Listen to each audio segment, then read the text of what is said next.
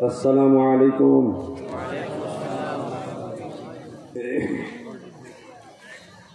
الحمد لله الذي لم يتخذ صاحبة ولا ولدا. الحمد لله الذي في السماء عرشه وفي الأرض سلطانه وفي البحر سبيله وفي الجنة رحمته وفي النار عذابه. ليس كمثله شيء وهو السميع البصير. المتعالي عن الشريك والبديل والمثيل والشبيه. ونشهد أن لا إله إلا الله وحده لا شريك له، شهادة أتقي بها عذاب السعير.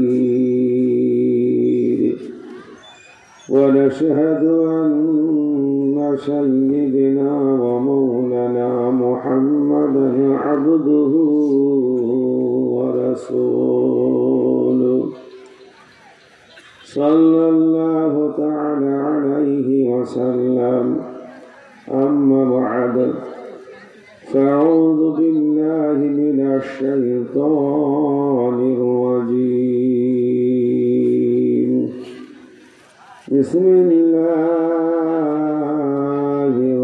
الرحمن الرحيم.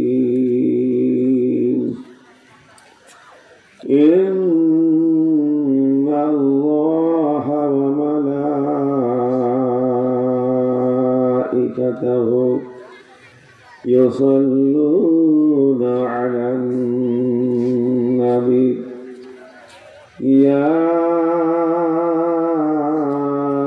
أيها الذين آمنوا صلوا عليه وسلموا تسليما.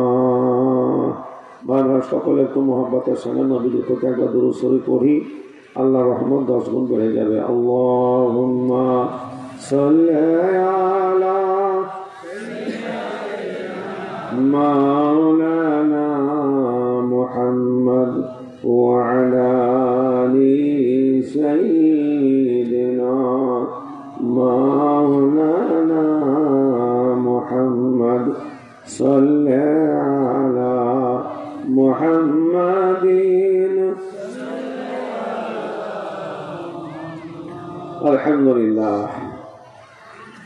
الحمد لله نحمده ونصلي على رسوله الكريم. أما بعد، فأعوذ بالله من الشيطان الرجيم. بسم الله الرحمن الرحيم.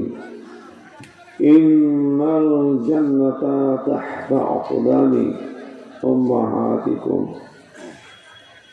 أو قام رسول الله صلى الله تعالى عليه وسلم. আলহামদুলিল্লাহ, সর্বপ্রথমে মহতী সভা নির্বাচিত, নির্ধারিত, প্রস্তাবিত যোগ্যতম সভাপতি সাহেব, বিজ্ঞাপিত অবিজ্ঞাপিত পরম শ্রদ্ধেয় হযরত উলামায়ে কিরাম, উপস্থিত দিনদার ইমানদার ভাইরা, আমার বাবা জীবনেরা, পর্দানেশীন মা ও বোনেরা, সকলকে শ্রেণী মোতাবেক আমার আন্তরিক সালাম, শুভেচ্ছা, ভালোবাসা, ভক্তি জানিয়ে আমি আমার বক্তব্য শুরু করছি। এই বক্তব্যের শুরুতেই আল্লাহর প্রশংসা করি।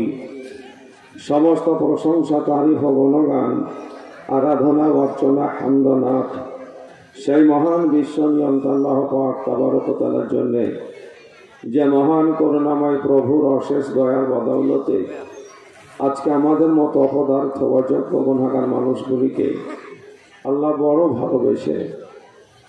বড় ভালোবেসে কিছু কোরআন হাদিসের কথা বলা এবং শোনার জন্য কাউকে বক্তা কাউকে শ্রোতা হিসাবে একটি নুরানি কোরআনি মজলিসে আসার ও বসার সুযোগ করে দিয়েছেন, যার কারণে সে আল্লাহর প্রশংসায় আমরা সকলে ভক্তি ভরে বলি আলহামদুলিল্লাহ। সকলে বলি আলহামদুলিল্লাহ। তারপরে তার পিয়ারা নবী, আপনার আমার নবী তথা সারা বিশ্বের নবী, যিনি নবীরও নবী, যিনি সারা বিশ্বের ধর্মের গুরু, সেই নবী মুহাম্মদ রাসূলুল্লাহ সাল্লাল্লাহু তাআলা আলাইহি ওয়াসাল্লামের প্রতি এবং তার সাহাবায়ে কিরামদের প্রতি তথা সারা বিশ্বের মুসলমান ও ঈমানদারদের প্রতি আল্লাহ পাকের তরফ থেকে লাখো কোটি শত সহস্র দরুদ ও শান্তির ধারা ও রহমত বর্ষিত হোক। আমরা সকলেই বলি আল্লাহুম্মা আমিন। মহাতারাম বুজুর্গ দোস্ত, আমি আপনাদের সম্মুখে আল্লাহ পাকের পিয়ারা নবীর পবিত্র জবানের একটি ছোট্ট হাদিস তেলাওয়াত করেছি, যার অনুকূলে অল্প সময়ের মধ্যে, আমি জানছি না আমার সময় কতটুকু, তো অল্পর মধ্যেই আমি সর্ব ইনশাআল্লাহ, কারণ আমার পরে বিখ্যাত বক্তা আছেন, তিনারা পরস্পর আসবেন, বক্তব্য রাখবেন, আমরা সকলে মনোযোগ সহকারে শুনব, তত অনুযায়ী আমল করার চেষ্টা করবো, বলি ইনশাআল্লাহ। আর জোরে বলি ইনশাআল্লাহ। কারণ শোনাতেই কামিয়াবি নাই, বলাতেও কামিয়াবি নাই। আর কিয়ামতের দিন আল্লাহ কথা জিজ্ঞাসা করবেন না, কটা জালসা করেছিলে, কটা জালসা শুনেছিলে, তার কৈফিয়ত দাও, এই জিজ্ঞাসা আল্লাহ করবেন না, এই প্রশ্ন আল্লাহ করবেন না। আল্লাহ প্রশ্ন করবেন, বান্দা দুনিয়াতে যতটুকু জেনেছিলে, যতটুকু বুঝেছিলে, যতটুকু পড়েছিলে, তার প্রতি কতটুকু আমল করেছিলে, আমাকে আমল দাও।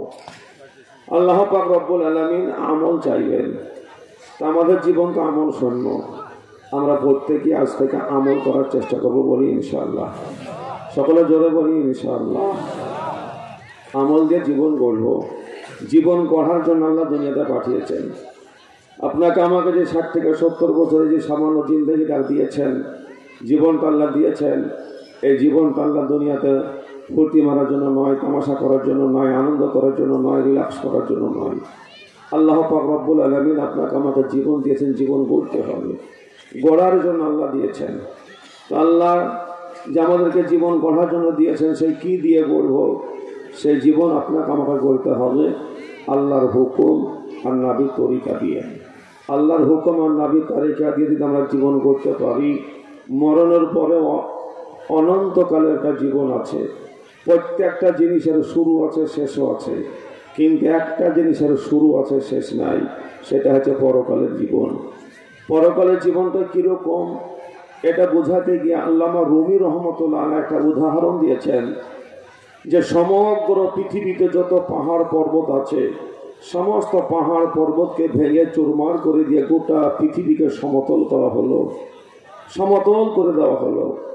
দেওয়ার পরে জমিন থেকে আসমান পর্যন্ত গোটা পৃথিবীটাকে শস্যের দানা দিয়ে ভরে দেওয়া হলো, একবারে পরিপূর্ণ করে দেওয়া হলো। একটা শস্যের দানার আর জায়গা হবে, আঁটবে, এইরকম এক জায়গা ফাঁকা রাখা হলো না, একবারে ভালো করে সিলিয়ে প্যাকটা করা হলো। আর একটা কবিতরকে বলা হলো যে তুই একদিন একবার আসবি, ভুল বস্তু যেন দুবার আসবি না, একটা করে দানা মুখে নিবি, যেন খবরদার যেন ভুলেও দুটো না হয়। একটা দানা একদিন নিয়ে চলে যাবি, ৭৭,০০০ বছর আসবি না, ৭৭,০০০ বছর পরে আবার একদিন আসবি, একটা দানা নিয়ে যাবি, আবার ৭৭,০০০ বছর আসবি না। তো এই ৭৭,০০০ বছরের ব্যবধানে, ৭৭,০০০ বছরের বিরতিতে ওই একটা কবিতর সমস্ত দানা বইতে বইতে সমস্ত দানা শেষ হয়ে যাবে, আর একটা দানা দুনিয়া এই জমিনে থাকবে না। এটা হতে পারে, এটা সম্ভব, কিন্তু মরণের পরে যে জীবন তো শুরু হবে রে ভাই, পরকালের জীবন, সেই জীবন শেষ হওয়ার না। সকলে বলি সুবহানাল্লাহ।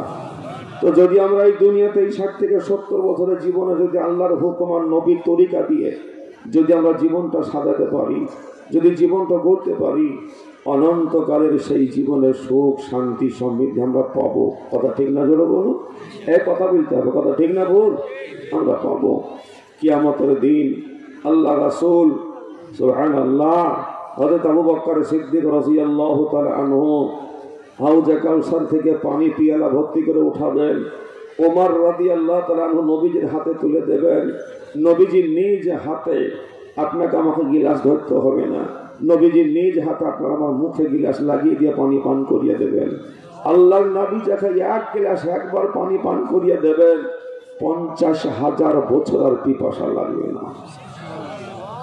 50,000 বছর জান্নাতে যাওয়া পর্যন্ত আর পিপাসা লাগবে না।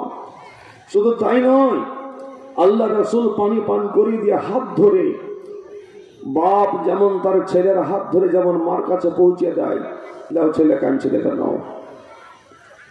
আল্লাহ রাসূল পাশাপাশি বলেছেন কিয়ামতের দিন আল্লাহ রাসূল নিজে হাতে পানি পান করিয়ে দিয়ে উম্মতের হাত ধরে আল্লাহর কাছে নিয়ে গিয়ে বলবে, আল্লাহ তোমার পাগল নাও, এটা তোমার পাগল নাও আল্লাহ। বাস্তবতা আমরা পাগলই নাকি বলছেন শুনি? এটা মুখে কথা বলুন, আমরা তো পাগল তো নাকি বলছেন শুনি? আমরা তো আসলে তো পাগল আমরা।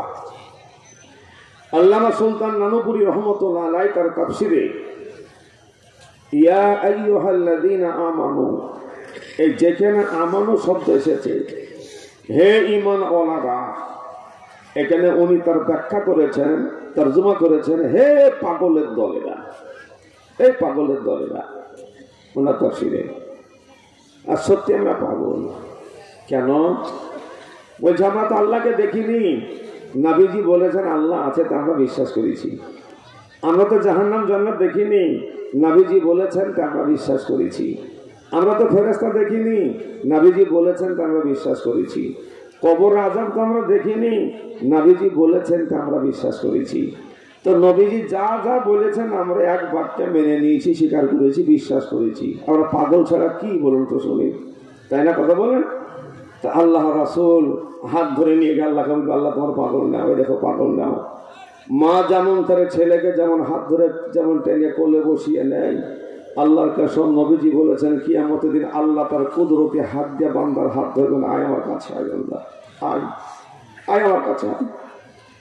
দুনিয়াতে সারা জীবন আমাকে দেখিসনি, আমার জাহান্নাম জান্নাত দেখিসনি, কবর আযাবও দেখিসনি, আমার নবীর কথা বিশ্বাস করে, আমার কোরআনের কথা বিশ্বাস করে সারা জীবন পাগলের মতন আমার গোলামি করেছিলি, সারা জীবন আমার গোলামি করেছিলি, আয় আমার কাছে আয়। আল্লাহ পাক রব্বুল আলামিন হাত ধরে টেনে নিয়ে কুদরতি কোলে বসে নেবেন। জোরে বলো সুবহানাল্লাহ, আরো জোরে বলো সুবহানাল্লাহ। আল্লাহর কুদরতি কোলে আল্লাহ বসিয়ে নেবেন। বসিয়ে নিয়ে মা যেমন তার আদরের ছেলেকে যেমন ভাত মেখে যেমন হাতের লোকমা তুলে যেমন ছেলের মুখে দেয়, ছেলে খায় না, এদিক ওদিক মুখ ঘুরে নেয়, মা যেমন ভোগায়, মা যেমন ভোগায়, আর একবার নাও বা, আর একবার নাও বা। তো জান্নাতীদেরকে আল্লাহ পাক রব্বুল আলামিন আর সাজিবের ছায়ার তলে বসিয়ে যান, আল্লাহর কুদরতি কোলে বসিয়ে নিয়ে আল্লাহ কুদরতি হাতে জান্নাতি খাবার তুলে জান্নাতীদেরকে আল্লাহ কোলে বসিয়ে 500 বছর ধরে খাওয়াবেন। জোরে বলুন সুবহানাল্লাহ, আরো জোরে বলুন সুবহানাল্লাহ। কত বছর বললাম? জোরে বলুন। 500 বছর আল্লাহ নিজে হাতে, আল্লাহর কুদরতি হাতে আল্লাহ খাওয়াবেন। খেতে চাইবেন, আল্লাহ বলবে বান্দা খা, খা বান্দা, তুই আমাকে জীবনে দেখিসনি বান্দা, আমার জাহান্নাম জান্নাত দেখিসনি। জ্যৈষ্ঠী মাসে চৈত মাসে বান্দা কলজে দুলে রোজা করেছি আমার ভয়ে, আমার ভয়ে, আমার নবীর কথা মোতাবেক। বান্দা খা, আর একবার নে বান্দা, আর একবার নে বান্দা। এইভাবে করে আল্লাহ পাক রব্বুল আলামিন বান্দাদেরকে ভুগিয়ে ভুগিয়ে আল্লাহ 500 বছর ধরে আল্লাহ খানা খাওয়াবেন। বলেন আলহামদুলিল্লাহ। তো নবীর হাতের পানি খাবো, আল্লাহর হাতের খাবার খাবো, মন চাই না? হ্যাঁ, কথা বলতে হবে, মন চাই না? আমাদেরকে তাকাইতে হবে, আমাদেরকে তাকান, ওয়াজ শুনতে চোখ দিয়ে, আমাদেরকে তাকান আপনারা। নবীর হাতের পানি খাবো, আল্লাহর হাতের খাবার খাবো, মন চাই না আমাদের? কার কার মন চাইতে হাতটা দেখান তো দেখি। আলহামদুলিল্লাহ, সবাই কিন্তু এখনো হাত তোলেননি। যারা হাত তুলতে পারলেন না তারা নিহাতি হতভাগা, তারা বড় অপদার্থ। ভাইরা আমার বাবা জীবনে যাক ভুল করে ফেলেছেন, আমরা সবাই চাই না, কি বলছেন শুনি? চাই বলেই তো আমরা এখানে বসেছি, তাই না? জোরে বলুন। চাই বলেই তো আমরা এখানে বসেছি, আমরা নাহলে তো আমরা বাদে বাদে ঘুরে বেড়াতাম, বাড়িতে বসে থাকতাম আমরা। যাই হোক, আল্লাহ আমাদের সকলকে কবুল করুন। তো ভাই, জান্নাতের খাবার খাবো বললে তো হবে না, নবীর হাতের পানি খাবো বললে তো হবে না। নবী এবং আল্লাহ যে সে মুখে হাত দিবে না, দাঁতে ছিদল, ঠুটে নোংরা, মুখে নোংরা, ও নোংরা মুখে আল্লাহ এবং নবী হাত দেবেন না। নবীর হাতের পানি, আল্লাহর হাতের খাবার খেতে গেলে এই দুনিয়া থেকে মুখ তৈরি করে যেতে হবে। কথা ঠিক না? হুজুরে বলুন। মুখ তৈরি করে যেতে হবে, প্রস্তুতি নিয়ে যেতে হবে। এই প্রস্তুতি নেওয়ার জন্য আল্লাহ আমাদেরকে দুনিয়াতে পাঠিয়েছেন, আর সেই প্রস্তুতি নিয়ে আমরা যাবো। জোরে বলেন ইনশাল্লাহ, আর জোরে বলেন ইনশাল্লাহ। তো ভাইরা আমার, বাবার জীবনেরা, আমরা দুনিয়ার প্রত্যেকটা মানুষ, নারী হোক, পুরুষ হোক, যুবক হোক, যুবতী হোক, আমরা প্রত্যেকটা মানুষ, আমাকে বলতে বলবো?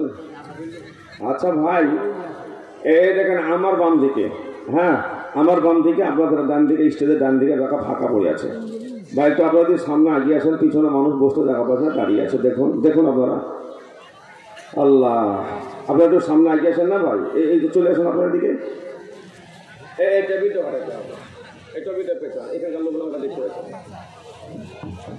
টেবিলটা পিছন।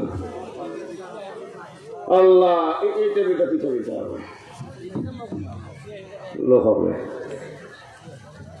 তো ভাইরা আমার, বাবা জীবনেরা, আমরা দুনিয়ার মানুষ, নামাজ পড়ি, রোজা করি, জালসা শুনি, দান করি, এক কথায় যা কিছু করি, এই সবের মূলে হলো জান্নাত আমাদের উদ্দেশ্য। নাকি বলছেন? শুনি, এই সব কিছুর মূলে আমাদের উদ্দেশ্য হলো জান্নাত।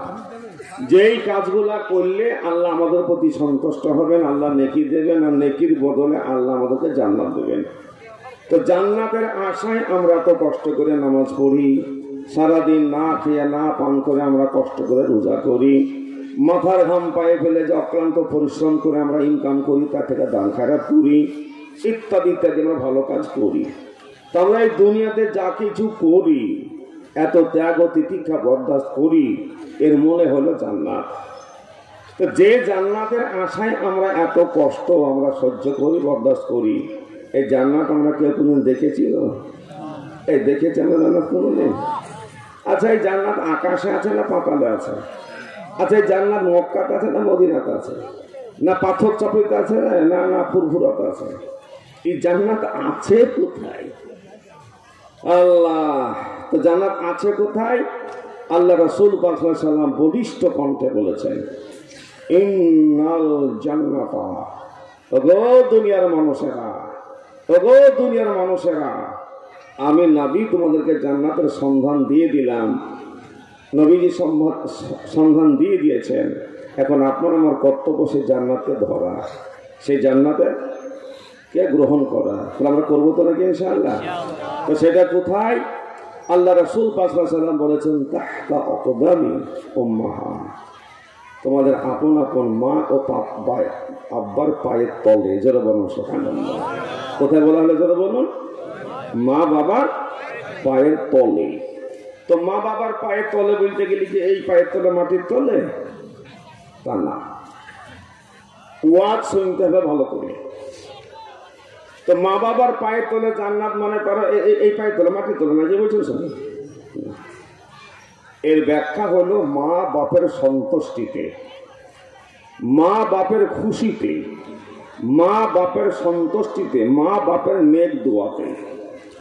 কোন সন্তান যদি তার মা বাপকে মুখের মিষ্টি কথা দিয়ে, ভালোবাসা দিয়ে, দুটো পয়সা দিয়ে, খাবার দিয়ে, ব্যবহার দিয়ে যদি তার মা বাপকে খুশি করতে পারে, মা বাপকে সন্তুষ্ট করতে পারে, আর তার মা বাপ যদি তাকে দিল খুলে দোয়া দিয়ে দেয়, তো এই সন্তানটা জান্নাতে যাবে, গ্যারান্টি। জোরে বলুন সুবহানাল্লাহ। ও জান্নাতি ছেলে, ও জান্নাতি ছেলে। সকলে বলি সুবহানাল্লাহ। আর কোন সন্তান যদি তার মা বাপকে দুঃখ দেয়, মা বাপকে আঘাত দেয়, মা বাপকে ব্যথা দেয়, মা বাপের দিল যদি ভেঙে দেয়, তো সে যতই নামাজ পড়ুক, ও যদি নামাজ পড়তে পড়তে কপালে ঘা করে ফেলায়, ও যদি আল্লাহর কাছে কাঁদতে কাঁদতে দুই চোখ কানা করে ফেলায়, ওর জন্য জান্নাত নাই, ওর জন্য জান্নাত নাই। কেন? আল্লাহ রাসূল বলেছেন, মা বাবার খুশিতে আল্লাহ খুশি হন, আর মা বাবার অসন্তুষ্টিতে মহান আল্লাহ অসন্তুষ্ট হন। তো ভাইরা আমার, বাবা জীবনেরা, আল্লাহ রাসূল পাক সাল্লাল্লাহু আলাইহি ওয়াসাল্লাম বলেছেন, তিন প্রকার মানুষের নামাজ, রোজা, হজ, যাকাত, তেলাওয়াত, দান, খায়রাত আল্লাহ কিচ্ছু কবুল করেন না, আল্লাহ নেয় না। কয় প্রকার বললেন? এই কথা বলতে হবে, কয় প্রকার? তিন প্রকার। তিন প্রকার মানুষের কোনো ইবাদত আল্লাহ নেয় না। তিন প্রকার কারা কারা? এক নম্বরে হলো যারা মা বাবার অবাধ্য সন্তান, যারা মা বাবার অবাধ্য সন্তান তাদের কোনো ইবাদত আল্লাহ নেয় না। দুই নম্বরে যারা, যে মেয়েটা স্বামীর অবাধ্য, স্বামীর অবাধ্য, স্বামীকে নারাজ করে রেখেছে, এই স্বামীর অবাধ্য মেয়ের ইবাদত আল্লাহ নেয় না। তিন প্রকার হলো যে ওই গোলামরা, যে গোলামরা তার মনিবের অবাধ্য, তার মালিকের অবাধ্য, মালিককে ফাঁকি দেয়, ওই মালিকের অবাধ্য গোলামের কোনো ইবাদত আল্লাহ নেয় না। তা আমার অনুরোধ, যাদের আমাদের মা বাপ বেঁচে আছে, আমরা মা বাবার জান খুলে খেদমত করবো। জোরে বলেন ইনশাল্লাহ, আরো জোরে বলেন ইনশাল্লাহ। আমি যুবকদেরকে বলছি, আমি যুবকদেরকে বলছি, কারণ ওয়াজ তো যুবকদেরকে শোনাতে হবে, নাকি বলছেন? শুনে বুড়া থেকে ওয়াজ শুনে কোনো লাভ নাই তো। বুড়াটা তো এমনি ভালো হয়ে গেছে, বুড়িয়া তো ভালো হওয়া জায়গা না। এই যে সব দেখছেন না, এই যে বসে আছে বুড়িয়া ধরা মানুষ, ইয়ারা তো এমনি ভালো হয়ে গেছে। এক যুবক এক মুরব্বী বলছে, বাবা তোমার আব্বার যে খুব কাশি ছিল, তো কাশির খবর কি? বলে, চাচা আমার আব্বার কাশি তো ভালো হয়ে গেছে। বলে, কি করে ভালো হইল? কোন ডাক্তার দেখলাম? বলে, কোনো ডাক্তার লাগেনি, ওষুধও লাগেনি, এমনি ভালো হয়ে গেছে। বলে, এমনি ভালো কি করে হইল? বলে, আমার আব্বার তো শরীরে শক্তি বলে কিচ্ছু নাই, একবারে দুর্বল, একবারে ক্ষীর হয়ে গেছে।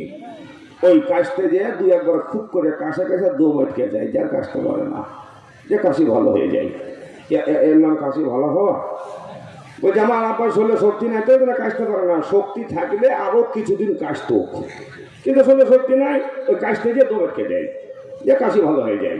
তো যারা যে বুঝা ধরা মানুষ বসে আছে, ওদের এমনি দম বন্ধ হয়ে গেছে। শরীরে শক্তি থাকলে আরো কিছুদিন আকাম কুকাম করতো, কিন্তু শরীরে শক্তি নেই তো, এখন আপনার যে ভালো হয়ে গেছে। আর চোখে ভালো দেখতে পায় না, কানে ভালো শুনতে পায় না, কোমরে ব্যথা, হাঁটুতে ব্যথা, মাঠে ঘাটে যেতে পারে না, ইনকাম করতে পারে না, বাড়িতে বসে খুব খুব করে কাশিয়া কাশিয়া কাশ ফেলে বাড়ি ঘরকে পাকিয়ে ফেললো, বোমারা ধুতে ধুতে হয়রান হয়ে গেল। আল্লাহ এই বুঝে কবে মরবে, তো জেরবার হয়ে গেলাম। নাতি পুতি কাছে আসে না, তো বেটারাও দেখতে পারে না, সবারই কাছে বুঝা হয়ে গেছে, কোথায় যাব জায়গা নাই, সব জায়গা থেকে গদ্দানি খাইয়া তখন মসজিদের বারান্দায় আসে। আজকে বলে, তো বারান্দায় আল্লাহ তো চুপ রাখো, তুই জানিস তুই কোথায় গেলি? তুই যখন তোমার ভরা যৌবন, তখন তুমি লোকের ব্যথা ভেঙে বেড়াইছে, আর এখন তোমার সব মুড়িয়ার শেষ, দম বন্ধ। আমার মসজিদে সারা জীবন নাঙ্গল বইয়া গাভী বাইয়া যখন বলদ টাক নড়ে গেছে, আল্লাহ উঠতে পারে না, তখন আল্লাহ রাস্তায় আকিকা। তো এখন তুমি আল্লাহ রাস্তা চলেন আল্লাহ, এই কি আপনার রাগ করছেন নাকি আমার? তাই বলে আমি বৃদ্ধদেরকে উপহাস করছি না, তাই বলে আমি বৃদ্ধদেরকে উপহাস করছি না, কারণ বৃদ্ধরাও একদিন এই যৌবন কালটা অতিক্রম করে এসেছেন, কথা তাই না? জোরে বলুন, একদিন অতিক্রম করে এসেছেন। আর যারা যুবক আছো, আমি তাদের উদ্দেশ্য বলছি, যুবকরা তোমরাও ভালো করে মনে রাখো, যদি আল্লাহ বাঁচিয়ে রাখেন, তাহলে তোমাকেও একদিন এরকম বৃদ্ধ সাজতে হবে, কথা ঠিক না? জোরে বলুন। তাই বৃদ্ধদের কাছে বসো, সব যুক্তি পাবা, বৃদ্ধদের কাছে বসো, সৎ উপদেশ পাবা, বৃদ্ধদের কাছে বসো, চরিত্র গঠনের উপদেশ পাবা। আর যুবকদের সঙ্গে মিশবা, যুবকদের সঙ্গে আড্ডা করবা, যুবকদের সঙ্গে সময় কাটাবা, চরিত্র, ঈমান, আমল, ধ্বংসের সামগ্রী তাদের কাছ থেকে পাবা, তাদের কাছ থেকে জীবন গঠনের কোনো, চরিত্র গঠনের কোনো উপকরণ পাবা না। কথা বাস্তব না বাস্তব? জোরে বলুন। যুবকেরা, একদিন তোমাকেও কিন্তু এই বৃদ্ধ সাজতে হবে। আমার একটা ঘটনা মনে পড়ে গেল, এই ঘটনাটা বলি, আমি ওয়াজ শুরু করে দেবো ইনশাআল্লাহ। কারণ আপনারা তো ওয়াজ বলতে সুর খানকে ওয়াজ মনে করেন, যেখানে সুর হইল না, এখন তো ওয়াজ হইল না, ওই সুর খান ওয়াজ হইল। তো আমি যে কথা বলতে চাই, আপনারা বিরক্ত হয়েছেন? আমার একটা ঘটনা মনে পড়ে গেল। এক বুড়ি, এত বুড়ি, সব সময় রুকুতে থাকে, তাহলে মনে পড়ে গেছে, ওই লাঠিলে ছেড়ে চলে হাঁটে। তো ওই রুকুতে থেকে থেকে আর পিঠের উপর একটা বড় কুঞ্জ হয়ে গেছে, বড় একটা কুঞ্জ। তো ওই বুড়ি মেয়েটা, এই তখন তো প্রসাধনী কালী ছিল না, এখনো দেখবেন আপনার 65 বছর 67 বছর বয়স, গাল দাঁত পরে গাল টুপসা হয়ে গেছে, একদিকের গাল আর একদিকে ঢুকে গেছে। উয়া বা গালের চামড়াকে টান করে দাড়ি কাটে, কাটে না, যুবক সাজে। 65 বছর বয়স, চুলকালি করছে। চাচা, এই বয়সে চুলকালি করছেন? বাবার বললো না, তো শ্বশুর হয়ে যাবো। তারপর বিয়ে হওয়া কত বছর হইল? বলে 48 বছর। আপনার শ্বশুর শাশুড়ি আছে? না, মরে গেছে। তো আপনাকে ওই দেশের লোক জানে না যে আপনি বুড়িয়ে এই বয়সে চুলকালি করছেন আপনি? বললেন এত শ্বশুর হয়ে যাবো তো বাপ। মানে যুবক সাইতে সবাই চায় না, কি বলছেন শুনি, বুড়িয়া হইতে কেউ চায় না। ওই বুড়িয়ার লোক চুলকালি করে যুবক সাইতে চায়। তো ওই যে আপনার 85-90 বছরের বুড়ি সব সময় রুকুতে থাকে, তো ওই মেয়েটা তখন তো এই কালি ছিল না, ওই হাড়ির তলা থেকে ভালো করে কালিকে আঁচড়ে নিয়েছে, নিয়ে পাটার ওপরে রেখে নোনহা দিয়ে ভালো করে গুড়িয়ে ওই তেলে ভালো ওই সর্ষে ওই কালিতে সর্ষের তেল দিয়ে ভালো করে ঘুটিয়ে সামনে আয়না ধরে ওই ফেসের মতন পাকা চুল, ওই চুলে কালি মাখাইছে। তো ওই দিক দিয়ে পারস্য কবি সম্রাট শেখ সাদি রহমতুল্লাহ চলে যাচ্ছেন। যেতে যেতে ওনার নজরে এই দৃশ্যটা পড়ে গেছে। তো উনি তো কবি মানুষ, উনি দাঁড়িয়ে দেখে একটা কবিতা বেরিয়ে ফেললেন। উনি কবিতায় বলছেন, এক বড়ি বসি রং ঘষি কালা করিতেছিল কেশ, বলি বড়ি বুদ্ধি তোমার আছে তবে, সাদা চল কালো হইবে হয়তো কালো কালি মাখাইলে, কিন্তু তোমার কুঞ্জ পেটে সোজা হবে না হাজারো মহলম দিলি। শেখ সাদি রহমতুল্লাহ আলাই বলছেন, ও বুড়িমা, তোমার কার্যকলাপ দেখে তোমার কাজকর্ম দেখে মনে হচ্ছে যেন তোমার যথেষ্ট বুদ্ধি আছে। তুমি যুবতী সাজার জন্য তুমি সাদা চুলে কালি লাগাচ্ছ। হ্যাঁ, সাদা চুলে কালি লাগালে সাময়িক কয়েকদিনের জন্য কালো দেখাবে, কালো মনে হবে, কিন্তু তুমি চুলগুলাকে শুধু কালো করে যুবতী হতে পারবে না। তোমাকে যুবতী হতে গেলে তোমার পুরো শরীরের চামড়া গুলা টাইট করতে হবে। তোমার হাতের বাদুর চামড়া ঝুলে গেছে, গরুর মতন তোমার গলার চামড়া ঝুলে গেছে। তুমি চামড়া গুলা কি দিয়ে টাইট করবে বলো? ও বুড়িমা, তোমাকে যুবতী হতে গেলে মাথা সোজা করে খাড়া হয়ে দাঁড়াতে হবে। তুমি কালি দিয়ে সাদা চুলগুলা কালো করছো, কিন্তু তুমি কোন মহলম দিয়ে তোমার কুঁজিয়া পিঠটা তুমি সোজা করবা বলো? তুমি কি দিয়ে খাট করবা মাথাটা? তো বুড়ি মেয়েটা শুনিয়া বলছে, মেয়েটা ওরকমই মেয়েটা বলছে, শেখ সাদি, আমার এই চুল কালি করতে দেখে তুমি আমাকে উপহাস করছো না, কিন্তু তুমি আমাকে চিনো না তো, তুমি আমার অতীত তো জানো না। মেয়েটা বলছে, শেখ সাদি শোনো, সিংহের মতো শক্তি সাহস আমার সব হয়ে গেছে গত। আজ আমি কোন রকমে ভাই বেঁচে আছি খেক শিয়ালের মতো। মেয়েটা বলছে, শেখ সাদি শোনো, আমি যখন নববধূ হয়ে যখন এই বাড়িতে আমি এসেছি, আমার স্বামীর কতগুলো ছাগল ছিল। আমার স্বামী মাঠে ময়দানে ছাগল চড়াতো। একদিন আমার স্বামী কোনো কাজ বশত অন্য জায়গায় যাবে, আমাকে বলল, বিবি জান, আমি না আসা পর্যন্ত ছাগল গোলানের দিকে তুমি নজর রাখো। ছাগল গোলানের দিকে আমি নজর রাখছি। এমত অবস্থায় দেখলাম জঙ্গল থেকে একটা বড় বাঘ বেরিয়ে এসে আমার পালের মধ্যে যেটা সবচাইতে সেরা ছাগল, ওই ছাগলটাকে ধরে নিয়ে আবার জঙ্গল সোজা দৌড়াচ্ছি। দেখা মাত্র আমি বাঘটাকে টানা করলাম, বাঘটাও দৌড়ে আমিও তাড়ি, বাঘটাও পালায় আমিও তাড়া করি। তাড়তে তাড়তে এক পর্যায়ে বাঘটাকে ধরে ফেললাম, বাঘটাকে জমিনে পেড়ে ফেললাম। বাঘের গর্দানের ওপরে হাঁটু চাপা দিয়ে দুই হাত দিয়ে বাঘের দুই ঠুটকে টেনে ফাঁক করি ওই বাঘের মুখ থেকে ছাগল কেড়ে এনেছি আমি হলাম সেই মহিলা। জোরে বলুন সুবহানাল্লাহ। ওই বুড়ি মেয়েটা বলে, শেখ সাদি রে, আজ আমার সেই যৌবন নাই, আজ আমার সেই কুয়াত নাই, আজ আমার সেই শক্তি সাহস নাই, আজ আমার সেই চেহারা নাই, আজ আমার সেই রূপের জৌলস নাই রে শেখ সাদি। আজ আমি সবে মাত্র মানব রূপে আমি খেক শিয়ালের মতন বেঁচে আছি। আমার বলার উদ্দেশ্য, এই যুবকেরা, যদি আল্লাহ বাঁচিয়ে রাখেন তোমাকে আমাকে একদিন খাকশিয়াল হইতে হবে। কথা তাই না? জোরে বলুন, এই জোরে বলুন। তাই যুবকদেরকে বলছি, বৃদ্ধদের কাছে বসো, বৃদ্ধদের কাছে বসলে বুঝতে পারবা তাদের বার্ধক্যের কি জ্বালা, তাদের মনের যে কি জ্বালা, তাদের কাছে বসো, বুঝতে পারবা যুবকেরা।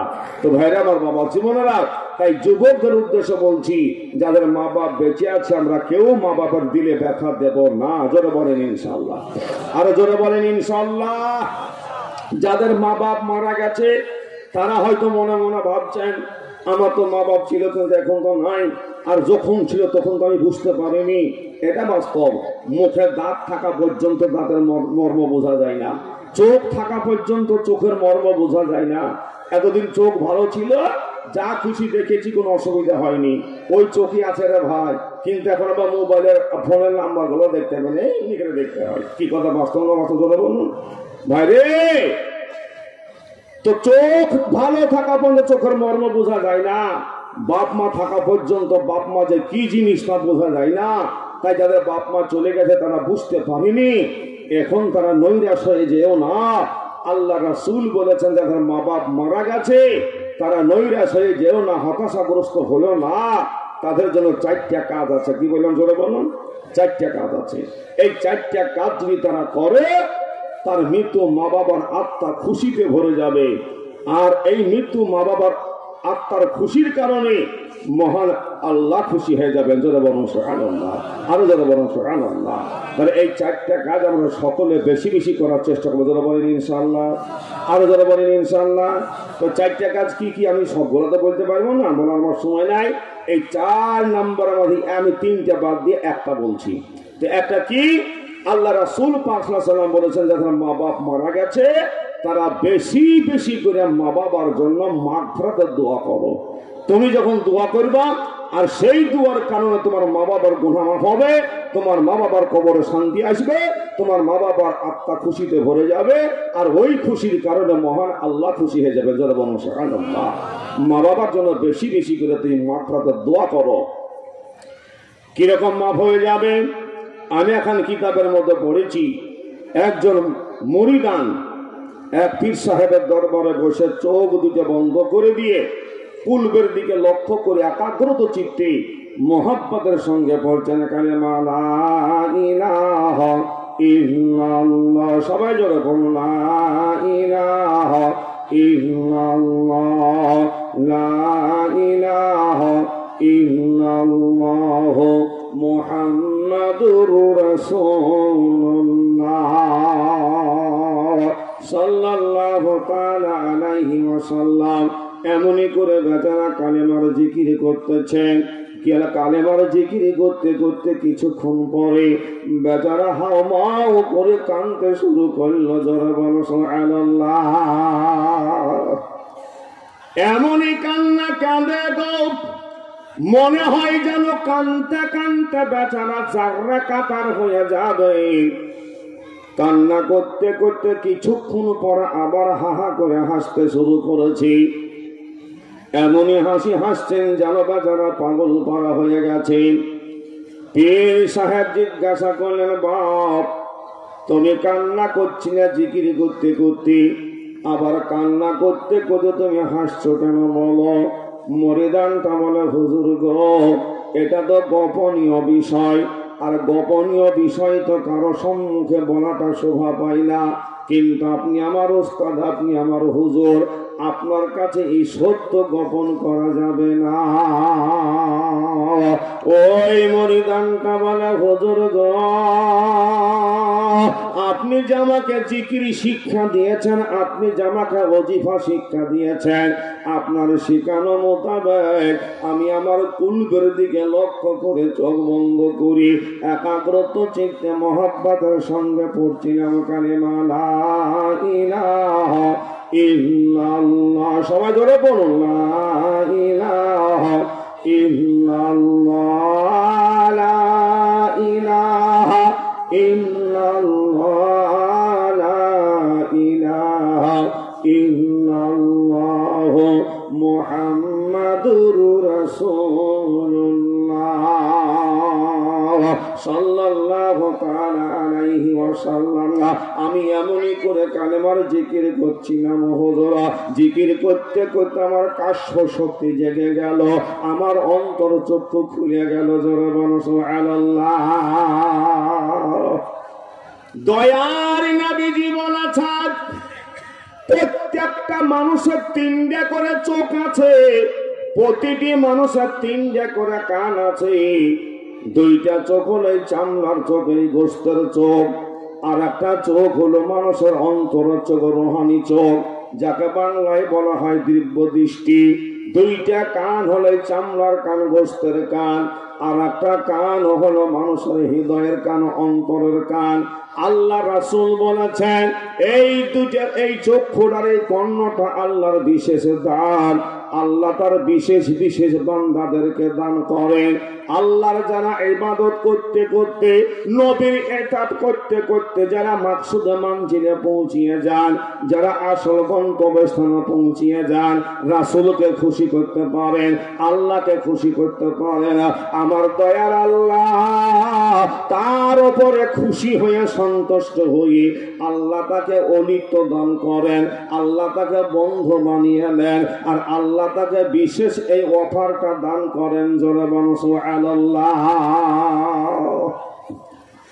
এই চক্ষুর এই কর্ণটা আল্লাহ যাকে দান করেন, সেই ব্যক্তি এক জায়গাতে বসে চামড়ার চোখ দুটো বন্ধ করে দিয়ে, চামড়ার কান দুটো বন্ধ করে দিয়ে, অন্তর চক্ষু দিয়ে, অন্তর কর্ণ দিয়ে সারা পৃথিবীর হালাত বুঝতে পারে, এমনকি কবরের আযাবও দেখতে পায়, এমনকি কবরের আযাবও শুনতে পায়। জোরে বলো সুবহানাল্লাহ, আরো জোরে বলো সুবহানাল্লাহ। তাই মুরিদানটা বলে হুজুর গো, আমি জিকির করছিলাম, জিকির করতে করতে আমার কাশ্য শক্তি জেগে গেল, আমার অন্তর চক্ষু খুলে গেল, অন্তর চক্ষু দিয়ে দেখলাম আমার মা বাবার কবরখানা। মা বাবার কবরের দিকে তাকিয়ে দেখলাম আমার মা বাবার কবরে দাও দাও করে আগুন জ্বলতেছে, ওই আগুনে আমার মা বাপ পুড়ছে, আর কবরে আল্লাহ 99টা সাপ নিযুক্ত করে দিয়েছেন। ওই সাপে আমার মা বাপকে ছবল মারছে, দংশাচ্ছে না, আর ফেরেশতারা মা বাপকে কবরে পিটাই দিচ্ছে না। আমার জনম দুঃখিনী মা, জনম দুঃখী আব্বা কবরে ঢুকে ঢুকে কাঁদছেন গো হুজুর। তাই মা বাপের কান্না খানা শুনি, মা বাপের দুঃখ দুর্দশা খানা দেখি, মা বাপের আযাব খানা দেখে, কষ্ট খানা দেখি হুজুর আমিও ভয়ে কাঁদছিলাম। জোরে বলো সুবহানাল্লাহ। আমিও ভয়ে কাঁদছিলাম হুজুর। পীর সাহেব বলল বাবা এটা ঠিক হলো, তুমি তোমার মা বাপের আযাব দেখে, শাস্তি দেখে তুমি কাঁদছিলে, এটা সত্য বললে, কিন্তু বাবা তুমি বলো কাঁদতে কাঁদতে তুমি হাসলে কেন? মুরিদানটা বলে হুজুর কান্না করতে করতে আমার একটা নবীর হাদিস মনে পড়ে গেল। ওয়ালাদিন সালিহিন ইয়াদউ লাহু, কোন যোগ্য সন্তান যদি মা বাবার জন্য দোয়া করে, মা বাবার জন্য যদি চোখের পানি ফেলে কাঁদে, মা বাবার জন্য যদি দান খায়রাত করে, ওই বেটা বেটির চোখের পানির কারণে, দান খায়রাতের কারণে, বেটা বেটির দোয়ার কারণে আল্লাহ তার মা বাপকে মাফ করে দেন। জোরে বলো সুবহানাল্লাহ। এই হাদিসের ব্যাখ্যা এই ঘটনাটা লিখেছেন ওই মুরিদানটা বলে হুজুর গো, এই হাদিসটা আমার মনে হওয়ার সঙ্গে সঙ্গে আমি আল্লাহর কাছে কাঁদতে লাগলাম, এ আল্লাহ তোমার কথা সত্য, তোমার নবীর কথা সত্য, আল্লাহ তোমার রাসূল বলেছেন কোন যোগ্য সন্তান যদি মা বাবার জন্য কাঁদি, মা বাবার জন্য যদি দোয়া করে, দান খায়রাত করে, তুমি তার মা বাবাকে মাফ করে জান্নাতে বানায়া দাও গো আল্লাহ। তোমার নবীর কথা সত্য গো আল্লাহ, তোমার নবীর কথা সত্য জেনে আল্লাহ তোমার কাছে কাছে কাঁদি, মওলা আমি আমার মা বাবার যোগ্য সন্তান হতে পেরেছি কিনা আমি জানি না গো আল্লাহ। আমার মা বাবার আমি অপদার্থ সন্তান আল্লাহ। আমি বড় পাপী, আমি বড় গুনাহগার, কিন্তু আল্লাহ তোমার নবীর কথা সত্য গো মওলা। আমার জীবন আমার একবার নয়, দুইবার নয়, আমার জীবনে আমি ৭২,০০০ বার পড়েছি কালেমা লা ইলাহা ইল্লাল্লাহ, লা ইলাহা ইল্লাল্লাহ, লা ইলাহা ইল্লাল্লাহ, মুহাম্মাদুর রাসূলুল্লাহ সাল্লাল্লাহু তাআলা আলাইহি ওয়াসাল্লাম। আল্লাহ এই কালেমার এই সওয়াবটুকু হবে আল্লাহ, আমি যা কিছু করেছি আল্লাহর দ্বারা যে নেকিটুকু পাবো আল্লাহ, আমার মা বাপকে আমি ভাগ করে দিয়ে দিলাম, আমার মা বাপের নামে আমি বকশিয়ে দিলাম আল্লাহ। আল্লাহ আমার জনম দুঃখিনী মা, আমার জনম দুঃখী আব্বাকে আল্লাহ তুমি মাফ করে দাও, আল্লাহ তুমি ক্ষমা করে দাও। আমি এমনই করে কাঁদছিলাম হুজুর, কাঁদতে কাঁদতে আমার কাশ্প শক্তির দ্বারায় আমার অন্তর চক্ষুকে দেখতে পেলাম হুজুর, আমার মা বাবার কবর থেকে আল্লাহ জাহান্নামের আগুনকে ঘটিয়ে দিয়েছেন। জনাবান সুবহানাল্লাহ। মা বাবার পরন থেকে আল্লাহ জাহান্নামী পোশাক খুলে নিয়ে জান্নাতি পোশাক পরাইয়া দিয়েছেন। মা বাবার কবর থেকে আল্লাহ আযাবের সাপকে ঘটিয়ে দিয়েছেন। মা বাবার কবর থেকে আযাবের ফেরেশতাকে আল্লাহ ঘটিয়ে দিয়েছেন।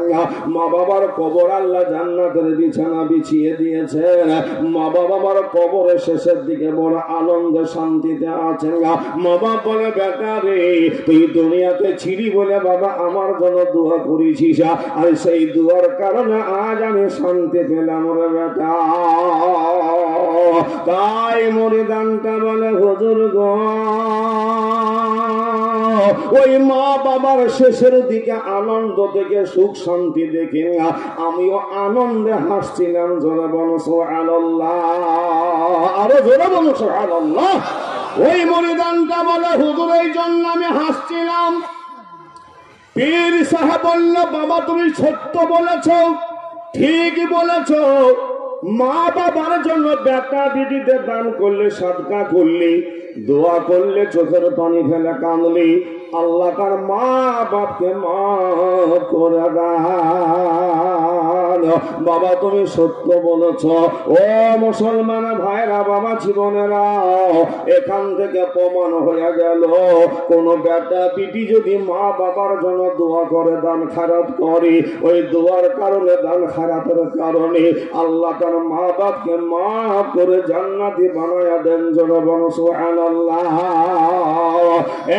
মুসলমান ভাইরা, বাবা জীবনেরা, এখানে যত মানুষ বসে আছেন গো, ওই অন্ধকার কবরে কারো আব্বা চলে গেছে, কারো মা চলে গেছে, দাদু দাদি নানা নানি অনেকের চলে গেছেন, কারো ভাই চলে গেছেন, কারো সন্তান চলে গেছে, কারো বোন চলে গেছে। এই জালসার ডেটটা যেদিন থেকে নির্ধারিত হয়েছে, ওই দিন থেকে এলাকার সমস্ত কবরবাসীরা চাতক পাখির মতন তাকিয়ে আছে। জোরে বলো সুবহানাল্লাহ। বাপ কাঁদে বেটা, জনম দুঃখিনী মা কাঁদছে রে বেটা রে, বড় কষ্ট করে খেয়ে না খেয়ে তোদেরকে মানুষ করেছি রে বেটা। ও বাবা লেখাপড়া শিখিয়ে তোদেরকে বড় করেছি রে বেটা, সোনার সংসার বানাইয়া দিয়া আজ আমি খালি হাতে কবরে চলে এসেছি বাপ। এই কবর আমি গ্রেফতার হয়ে গেছি রে বেটা, কবর আমি আযাবে পাতলাও হয়ে গেছি রে বেটা। ও আমার দরদের বেটা বেটি, ওই দিন আল্লাহর নবীর ঘর মাদ্রাসা কুরআনকে বাঁচানোর জন্য যেই মুহূর্তে সারা পৃথিবীর বেঈমান কাফেরেরা পৃথিবী থেকে, পৃথিবীর মানচিত্র থেকে ইসলামকে মুছে দিতে চাইছে, কোরআনকে মুছে দিতে চাইছে, ওই মুহূর্তে কোরআনকে বাঁচানোর জন্য, কোরআনের প্রসার ও প্রচারের জন্য ও বাবা একটু আমার নামে দান করে দোয়া করিয়ে নাও বাবা, আমার কবরের আগুন নিভিয়ে যাবে। জোরে বলো সুবহানাল্লাহ। এই বলে এলাকার সমস্ত কবরবাসীরা চাতক পাখির মতন তাকিয়ে আছে। ভাই, এখন আমাদের কর্তব্য হলো ওই মৃত মা বাপ দাদু দাদি নানা নানি যিনারা কবরবাসী হয়ে গেছেন তাদের আত্মার শান্তির উদ্দেশ্যে, তাদের মাগফিরাতের উদ্দেশ্যে আমরা যারা বেঁচে আছি, আল্লাহ হায়াতে রেখেছেন, আমাদের কিছু দান খায়রাত করে দোয়া করিয়ে নেওয়া। তাহলে এই কর্তব্য আমরা সকলে পালন করবো। জোরে বলেন ইনশাআল্লাহ, আরো জোরে বলেন ইনশাআল্লাহ। নারে তুমি তো ভাই আমার বাবা জীবনেরা, এই ভরা মজলিস থেকে সর্বপ্রথম আমি একজন আল্লাহর বান্দা দেখতে চাইছি। মৃত মা বাপ দাদু দাদি নানা নানি সকলের জন্য আজকে প্রাণ খুলে দেওয়া হবে। এতগুলি মানুষ নিয়ে বরং তো ভাই দেখি সর্বপ্রথম একজন আল্লাহর বান্দা, মা বাবার যোগ্য সন্তান, মা বাবার দরদি বেটা, আমি একজন আল্লাহর বান্দা সর্বপ্রথম দেখতে চাইছি। এই নবীর ঘর মা